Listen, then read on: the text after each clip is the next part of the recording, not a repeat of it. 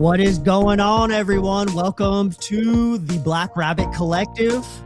Following up on the candidate series, we have 3 more candidates to speak to before the weekend is over. Early voting is taking place right now. Today is the final day. Cast your ballot if you want to vote early. You have until 3 p.m. today to get your vote in. This afternoon, we are joined by Jackson County Republican Sheriff candidate, Brandon Elders. We'd like to welcome him to the podcast. Thank you for accepting my invitation, Brandon. I can't thank you enough. I appreciate the invite. Absolutely, man. Absolutely. I invited every candidate, and you were among the first to respond. So I definitely appreciate that from a man who is running a platform on transparency. You're not afraid to get in and talk to people. You've been very active over the last couple of weeks in the community, and people are seeing that. People are paying attention. I'm hearing it. People are asking me, hey, have you seen what Brandon Elders is doing? Have you seen what he's up to? My friends are engaging in your posts, stuff that you're posting. You got some momentum. You have a lot of momentum right now. And so I wanted to start off by asking you, if you were a Major League Baseball player, you're in the majors, and you're standing in the on-deck circle, and they call your name to come up to the batter's box to hit the ball, what is your entrance music? What is your theme song? What are you playing? What are you picking? Ooh, man, that's a very excellent question. If I'm going, and on my walkout music, I would have to say I would go with probably You Can't Go Wrong with, what is it, Icky Thump by the White Stripes. Oh, yeah. Oh, yeah. I think that would be a strong walk-up song. I think I would go with that. Accurate depiction of Brandon Elders? I would think so. I think that would get the crowd going. I hear you. How long have you been a resident of Jackson County? How long have you been in the area? So I was born and raised in Jackson. I did move away for a short time from 2003, moved back in 2006. So lifelong resident of Jackson County, if you take away that brief stint where I was going away for about 3.5 years. Yeah. So if young man, teenager Brandon Elders walked into the county today, what would he immediately notice that, oh, I don't like the way that this stuff has changed? And what would he be most grateful for that has remained the same?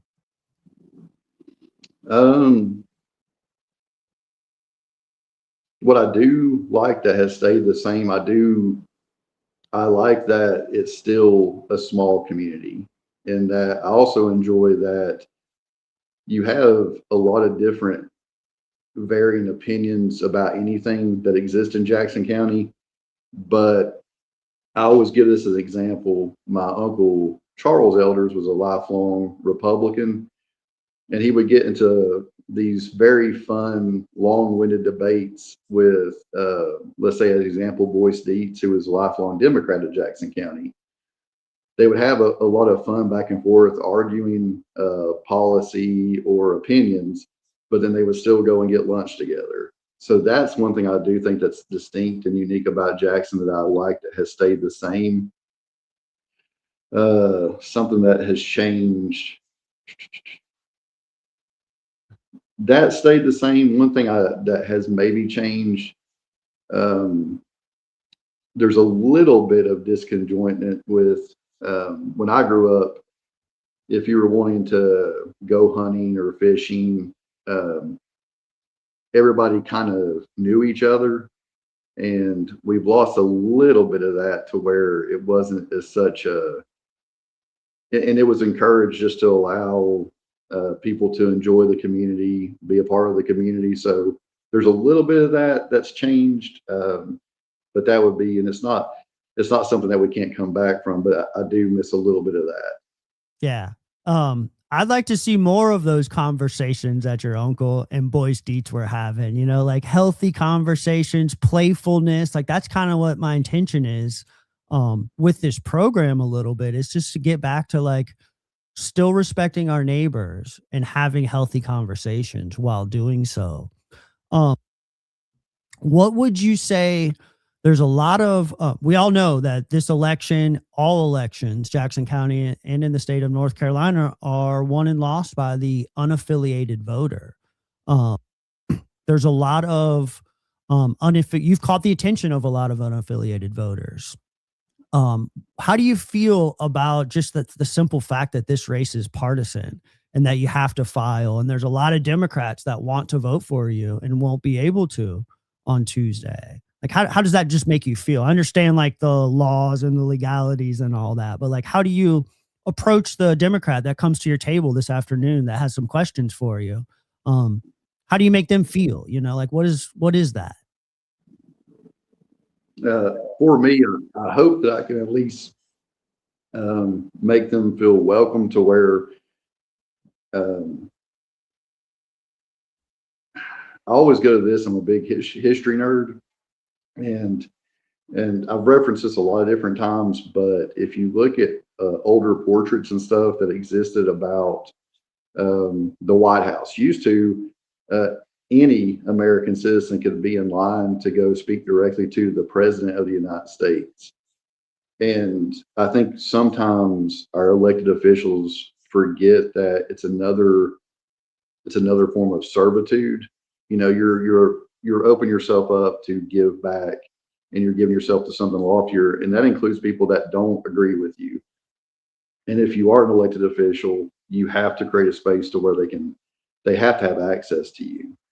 There's if we take away access to where we can't talk and communicate with each other, um, and that's the other thing too. And I'm not omnipotent and not omnipresent, and I'm capable of being fallible, and I can make mistakes, and I can't have all the right answers. I think it's good to have that healthy back and forth. So if anybody that even can't vote for me, I hope that they can walk away and say that I at least uh, came to them and made myself available to where they can talk to me. I'm hoping that that's what they can walk away with, that even if we might not get to where we agree about everything, I personally believe there's more that we agree on than disagree. So I'm hoping that's what people can take away from their end if they're coming to the table and talking to me. Yeah. I'm a lifetime learner and I learn from other people. And if I'm just sitting at home reading my own screen and not engaging with other opinions and other folks, I will never learn, you know. Um at, as a young man getting into law enforcement, what called you to a lifetime of service to serve in the community? I don't know where it came from. It goes back to as young as I can remember. I remember this will age me, but I remember running through the house at 4 or 5, and my dad always would tell this story. I would have a little toy Beretta gun running through the house, and I'm jumping over everything. And my dad, "What are you doing, son?" And I said, "I'm pretending to be that cop on TV." He goes, "What cop on TV?" I said, "Axel Foley." So I don't know where it came from, but like Eddie Murphy's Axel Foley, or uh, watching anything, like just growing up with any lawman movie. I don't know where it came from, but I think some of it is just you want to have it as a young man. You want to have an adventure, and a lot of times law enforcement, there was I think no better place to have a potentiality of adventure while trying to do something better for other people. Just it seemed like the perfect gig. Yeah. What is what is the best piece of advice that you've ever received from somebody that says like not in law enforcement, non-law enforcement related life advice? It came from my dad, who it was shared with him by my grandfather to my dad to me. And this was the best advice I ever got. It said, "Son, if you already know everything, you're not going to be able to learn anything." So that was one of the best pieces of advice I got that was non-law enforcement related, is that if you already know everything, you're not capable of learning anything if you already think you have the answers. Yeah. You start off with the answer, you're not going anywhere. Yes, Um, sir. what was the evolution like? Like when you decided to get into law enforcement, like where did you start? What was the beginning of your career like? So I started in North Carolina. You can't actually apply your trade until you're 21 anyway. So I started by receiving my criminal justice degree from SEC. Um, I put this in here, and if anybody, uh, I kind of vomit a little bit in my own mouth as I say this stuff, but I got my degree in criminal justice. I graduated with honors, cum laude, Phi Theta Kappa, National Vocational Technical Honor Society member. I go through that long list of stuff, and it's very nauseating, but I always throw that in there. It's just another piece of evidence I can give to people to share with them that that's not a sign of intelligence. It's just a sign of somebody that if you're going to do something, you might as well do it to the best of your ability. And so that's a lot of times why I do that long list. But that's where I got my start, was receiving my criminal justice degree. Yeah. And then what was the next step? Like what did you do? Like what were the, I guess, early challenges that you faced getting into law enforcement, graduating from college and actually getting a start? Um, How did you overcome some of those? I'll be honest with you. I've been very blessed and privileged in my career. And the reason I say that is, even when the reason I enjoyed the community college experience is that I was able to meet people at the community college that were actively working in law enforcement, people that were still serving in the military or in the National Guard units, but they were getting their degree.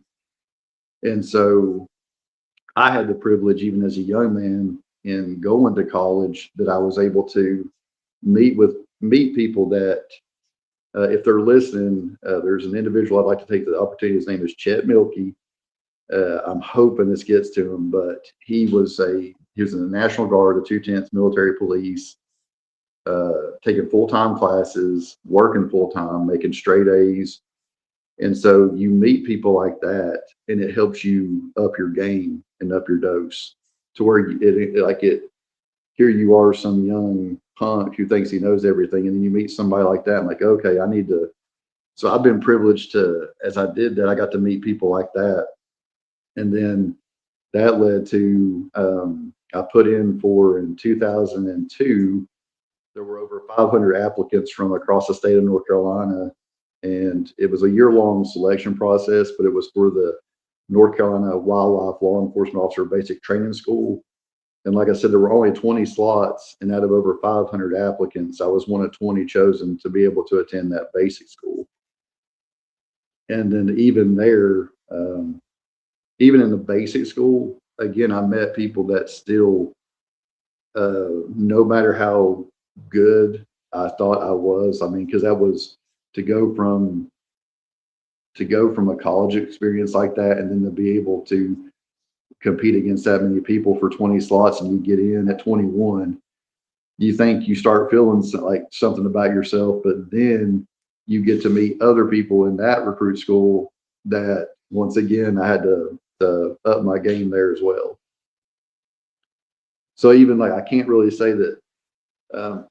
I think if it was an obstacle, it was constantly having to be humbled, like, which isn't an obstacle, it's a privilege. So that's how, I don't know if that answers the question or not, but that's kind of been my experience. It is, but that's an excellent perspective to have, to remain humbled because being selected for such a prestigious opportunity, like the ego stroke that comes with it. And then like at Mhm. such a young age, at such a like an immature person. I didn't mature till I was 30 years old, like as an Yeah. immature person to like be able to recognize that and then use it, to apply it, with the same sort of passion. You said you're like a history buff. Who are the historical figures that you admire and look up to? Um, Let's see. Let's see. I want to give you the top two. I really enjoy. It may be some individual that people don't know, but there's Billy Waugh. I don't know if anybody if they don't know who Billy Waugh is. There's a fantastic book. It's called Hunting the Jackal, and Billy Waugh was he went into the military at 17. I think he went into Korea. Then later on, he became a Green Beret, then got slotted and went to the Studies and Observations Group in Vietnam. And then after that, had a very colorful career in the CIA. And actually, he celebrated his 80th birthday in the mountains of Afghanistan after the attacks of 9/11, whenever they were doing the operation of going after bin Laden. Other historical figure that's really neat. Probably I enjoy anything, let's say, with who's fascinating. I'm trying to tell other people, especially young people listening, I want them to start doing their study on this. Yes. Aaron Bank. Aaron Bank. Young people listening, they need to study about Aaron Bank. He was the godfather of Special Forces, United States Army Special Forces. He was actually one of the he was attached as a Jedburgh team leader that jumped in World War II. So anything that you can study about the Jedburghs, they're fascinating. There's actually a book called The Jedburghs. If there's any young listeners, go and read that. Who else? Let's just say those two for right now. If I think of any while we're talking, I'll let you know. Yeah, yeah. You seem like a very involved father. I've seen you tagging your kids in your campaign posts, and you're proud, very proud father. Yes, sir. What was it like raising kids in Jackson County? You know, being involved in law enforcement, like dealing with that, and like staying present, balancing family life, law enforcement life. What was that like? How'd you navigate that? The navigation comes so it's very difficult. And when I say it's difficult, most people that are in this, they fail at it and they need to have a strong partner. So the best way that I've had balance is having the privilege of being married to a very beautiful, strong, competent, and confident woman named Jill Elders, who she will have jewels in her crown in heaven for having to put up with me, but having someone as strong as her, and the boys have been strong. So my sons are Brett and Jake. They've been strong for me because a lot of times, you're away from home a lot, whether it's a training or a call out, or you're having to work late because you got an investigation, or you're doing court prep, or a search and rescue, search and recovery mission. The list goes on for. So really, the credit in no way, shape, or form is mine. It goes to my wife and the boys for being of tough metal. So that for being, and they've been amazing. I wouldn't have been able to do anything and accomplish the things I've done in my career if it hadn't been for them. So it all goes to them, nothing to do with me. I just got blessed that I had them. Yeah. Humble, remaining humble. I want to talk a little bit about some of the stuff you've been posting in regards to your campaign. Yes, sir. During campaign season, and this is like an interesting race because we're talking about the sheriff's race, but I've been also interviewing county commissioner candidates. So I've been looking at like a lot of them. You get a lot of buzzwords, right? A lot of buzzwords in campaign planning. Yes, You hear a lot about transparency, things like that. And I want to say that not only are you running with a plan of transparency, but you've also gone ahead and slapped the word radical in front of it. What does radical transparency mean to Brandon Elders? So radical transparency to me, I think it can be seen like if you were to go to my social media, I've already named as an example my chief deputy. A lot of times, not all the time, but you'll have a lot of candidates that want to hide out, make a decision at the last minute as to who the second in command would be. And I've named my pick for chief deputy, which is Jesse Aiken. He has a very amazing and accomplished background. And that's an example. Also, radical transparency would be today's event. Anybody that wants to talk to me, I will be at the Silva Fountain. We started at 10 this morning, and I'm gonna not stop until 5 this afternoon. And the reason that is because it can't always be the mountain going to Muhammad. Muhammad needs to go to the mountain. You need to go to the people. And I think sometimes people hide out in that, and they don't want to take a chance that somebody they may meet with somebody that they don't agree with, but that's not healthy for anybody. It's definitely not healthy for a person in a position of leadership, or for the citizenry to not have that back and forth engagement. So that's another example I would give to continue with that uh, kind of that theme of where we're wanting to go. If I am elected, one thing I want to for sure enact, I always reference about the people being able to talk to the president himself. I don't understand, especially in a community this small, why, if I am elected, I will actually go into each of the communities to where it'll be a predetermined location and time that everybody will know, like clockwork.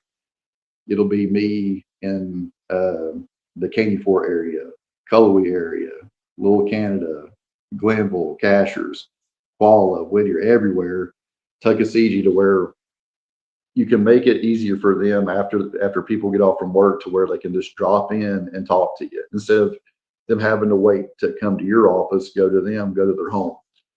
That's another example of when I talk about radical transparency, to where I think the transparency can come from more back and forth in a one-on-one conversation. Uh, Another example would be another thing I'm going to implement if I were to get the privilege of being the sheriff, is to every month go before the county commissioners with, hey, this is what we're doing well, not what we're doing bad on, what we need to. That's the other thing that I've learned in my career and just my time living. You need to be strong enough to get better. And what I mean by that is you need to seek out people that can give you healthy, honest feedback. And that way, it's my favorite quote is the sharpest, uh, um, that iron sharpens iron. And another quote that I always enjoy is the sharpest metal is forged from the hottest fires. I think those two quotes really sum up. And so if you have that back and forth, and if you can be honest about, hey, we've kind of failed at meeting, but this is what we're going to do to adjust to meet that goal. I think that's another thing that can be done in a way of radical transparency. Who holds you accountable today, right now? Uh, well, for me, the biggest accountability is held from my belief in Jesus Christ as my Lord and Savior and the Holy Scriptures. And then it goes to my wife, my kids, uh, one of my best friends who's going to be my chief deputy, Jesse Aiken.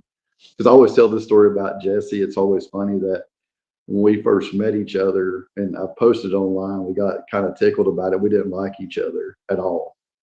And it wasn't a Jesse problem. It was a Brandon problem, because I had at that time been doing an extensive amount of time in special victim-based crimes, working internet crimes against children investigations. So it kind of turned me into somebody that you wouldn't want to talk to.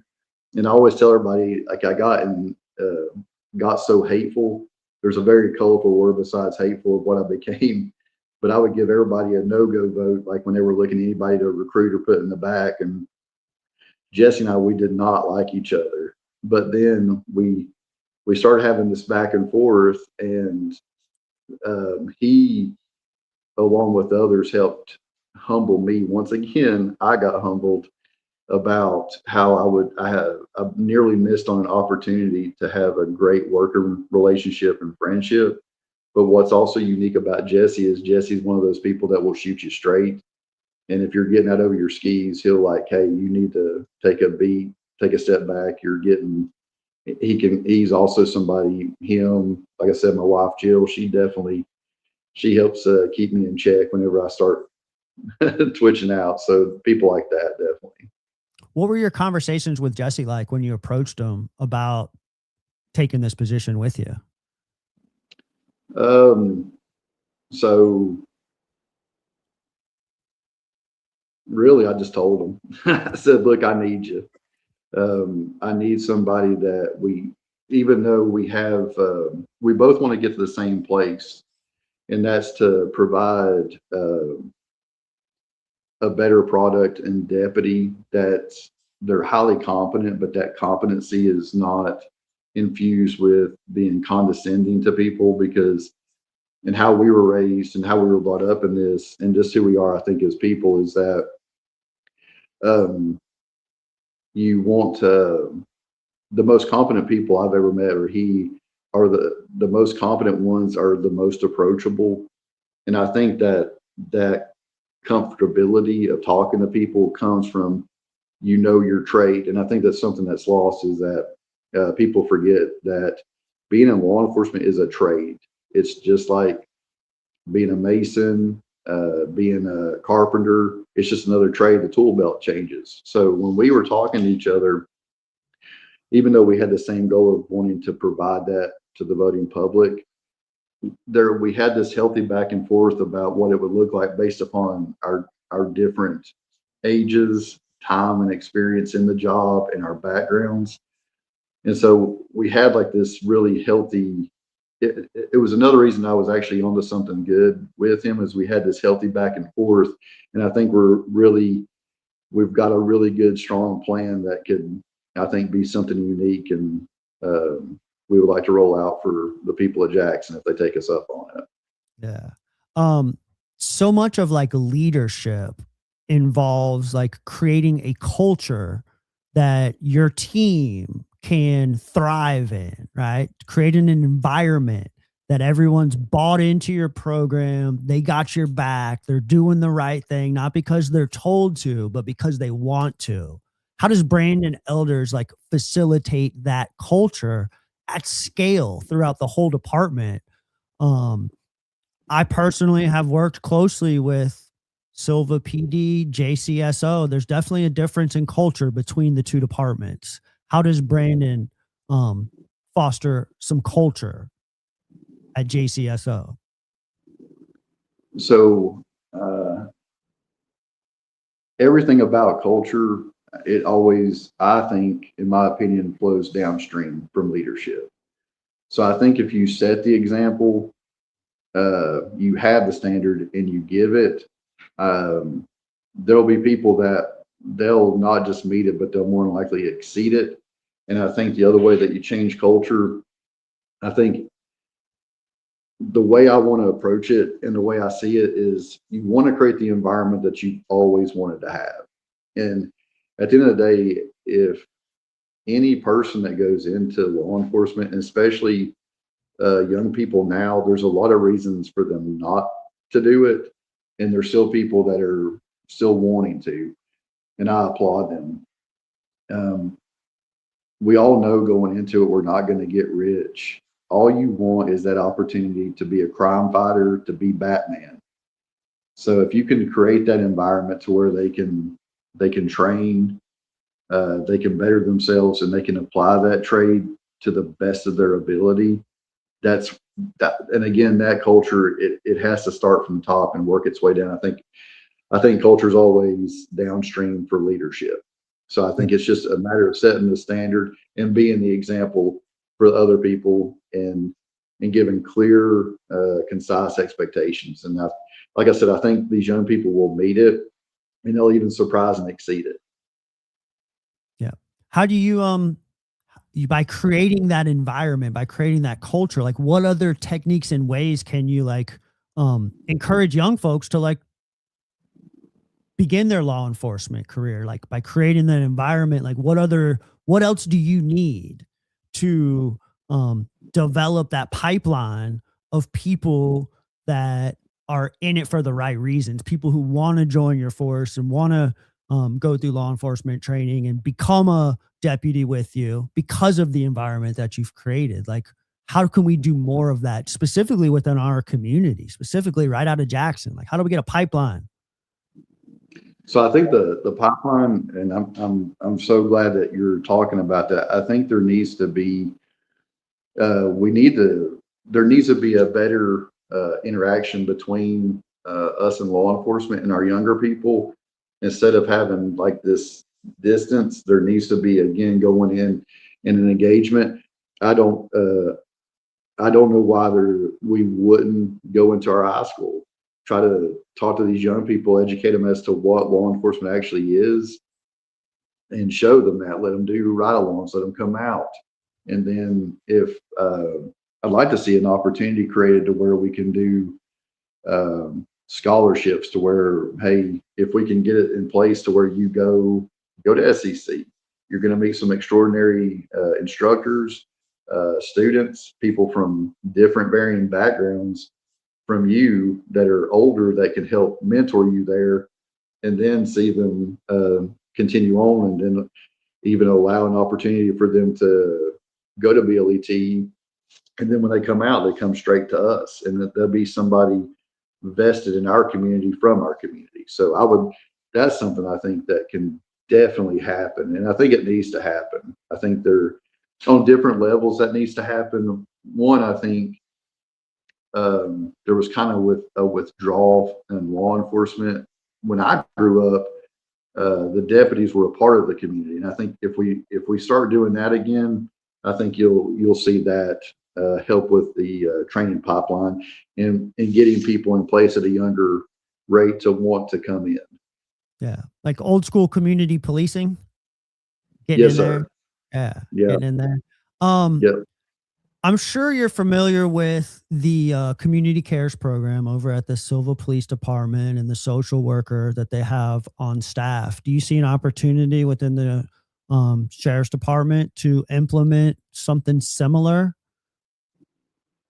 Oh, that's definitely something that needs to be looked at because um, not every uh, situation or scenario that law enforcement responds to requires handcuffs and a ride to jail. And in that's one thing that I've always enjoyed about rural communities and rural deputies and sheriff's departments is that they were leading on that before it was even a thing. I don't know how many stories you would hear about the older deputies.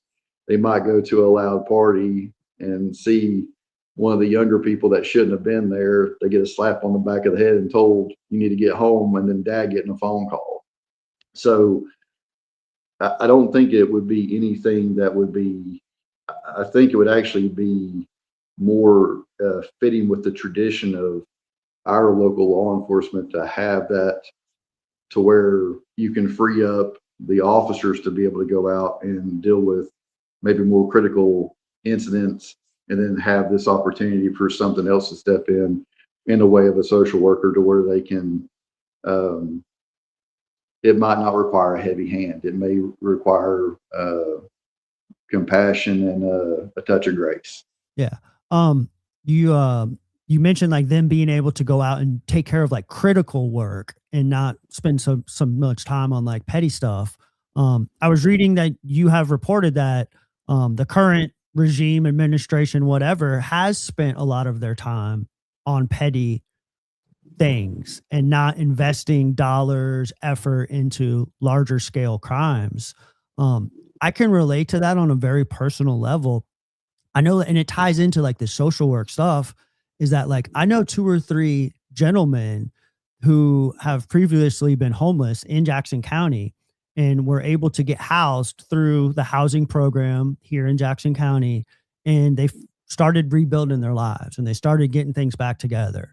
And they ended up in neighboring counties and um, starting to rebuild, engaging in recovery programs, have a shelter over their heads, and then they get picked up for like a bench warrant, for a failure to appear, for a trespassing charge that happened here in Jackson County that was essentially just a consequence of experiencing homelessness, the original like charge. I'm not saying that everybody should be just let go, but these, I know 3 individuals that have been picked up in neighboring counties and then brought back to Jackson County, spent some time up at Grindstaff, and then they're back to being homeless in Jackson County when they had just like gone through major improvements in their lifestyle and in their lives, and then they're brought right back to here. And so like I'm just trying to like, and I don't know what the answer is. I do not know what the answer is. I'm not educated in law enforcement enough to come up with one, but some of that just seems kind of like very bureaucratic, you know, for these individuals to have to go through. You have any ideas, any thoughts on that? So, and I wish I had It's very broad. Like I'm not, very broad speaking, not like, yeah.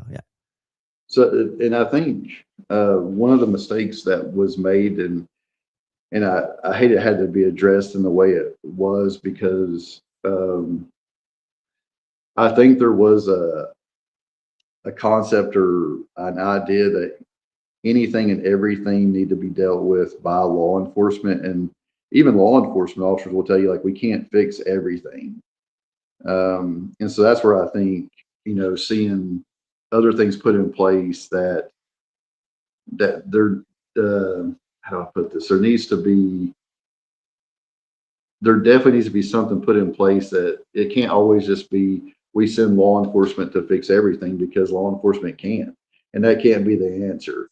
So on a broad thing, no, I think there definitely needs to be more discussions and things implemented because the answer can't always be put them in handcuffs, throw them in jail. That's not the answer for every problem in the world.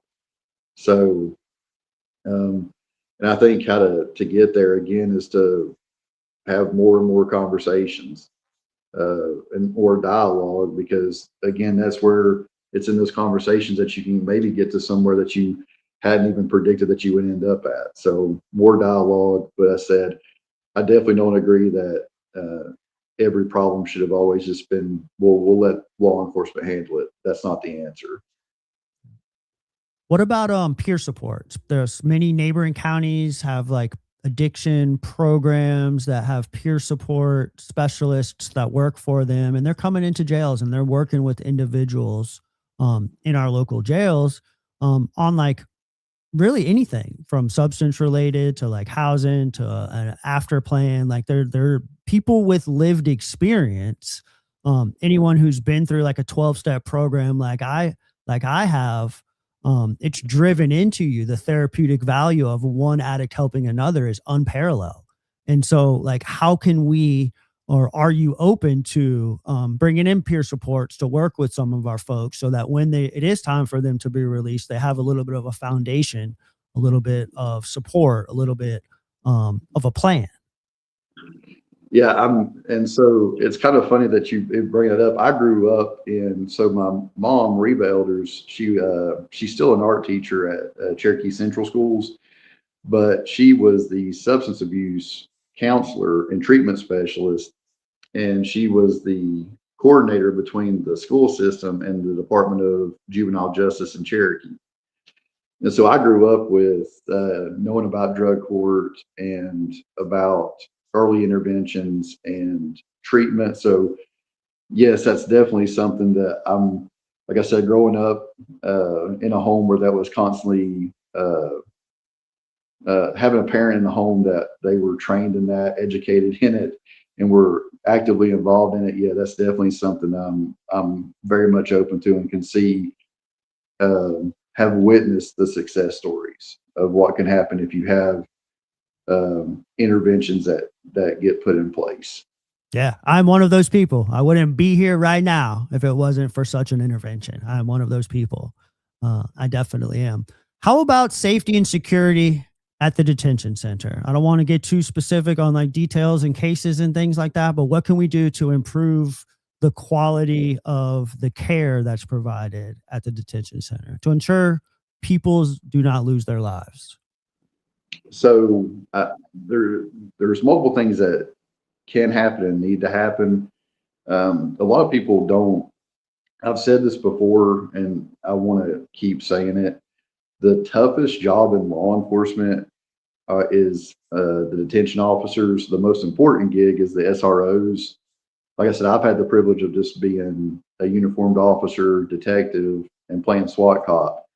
But the hardest job is for our detention officers, because if you start breaking down what's expected of our detention officers, especially now, let's say you take a daytime crew, they're doing everything from helping hand out the meds to those that need treatment, making sure meals are delivered, doing the safety checks. If there's court, they got to make sure that people are getting up for their 96-hour hearings. They're getting back down. If there's a trial, to make sure that the defendant gets to dress out. If an attorney wants to talk to their client, they do that. But what also people leave out is that there are, even though if you're in a jail, I believe in this with all my heart, you're innocent until the state proves you guilty. But there are people that are housed in our jail that are predatory people, that are criminals, lifelong criminals, and they may have got caught again. And they're not going to not do criminality while in jail. They assault, spit on our detention staff. So I always wanted to lay that out to people to understand how hard that job is. And I think how you can make it, healthy for the staff and for the inmates is you need to see a growth in the staff for the jail. That needs to happen because they're still running only 5 to a shift. And for all that responsibility I'm sharing with everybody, that's very difficult. I would watch the detention officers at the end of the day be completely drenched and wiped, and to where it made you feel guilty of how privileged you were to just go out, work a crime scene, or respond to an emergency call, because they're there for a full 12 and they're going hard. So I think if I could do it, I'd make it to where they're the highest paid.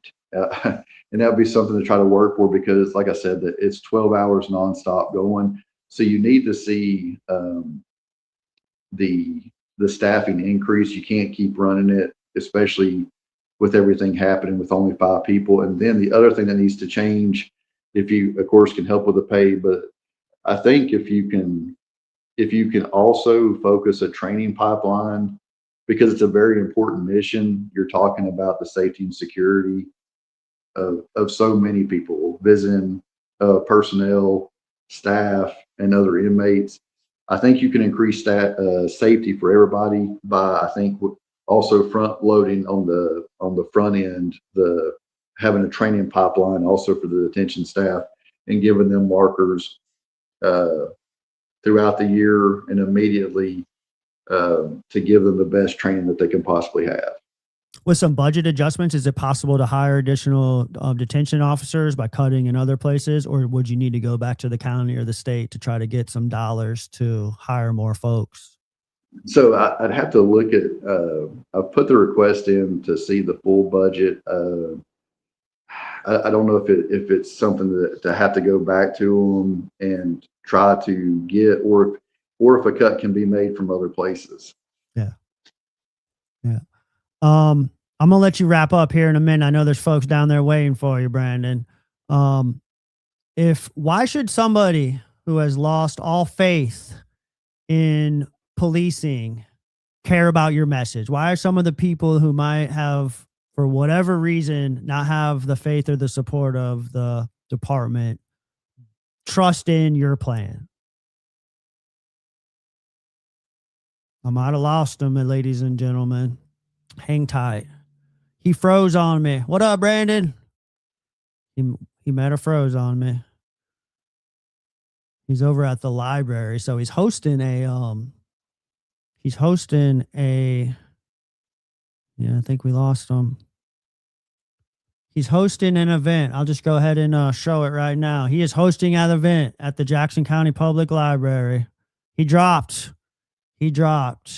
Brandon Elders is hosting an event at the Jackson County Public Library today from 10 a.m. till 5 p.m.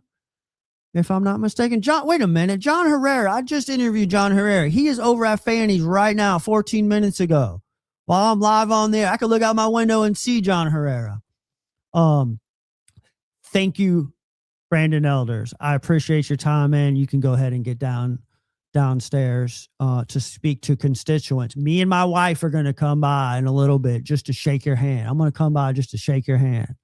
Let me see if I can pull up Brandon's. Man, that was fun. I like that guy. I don't usually get to stick around and hang post interview, but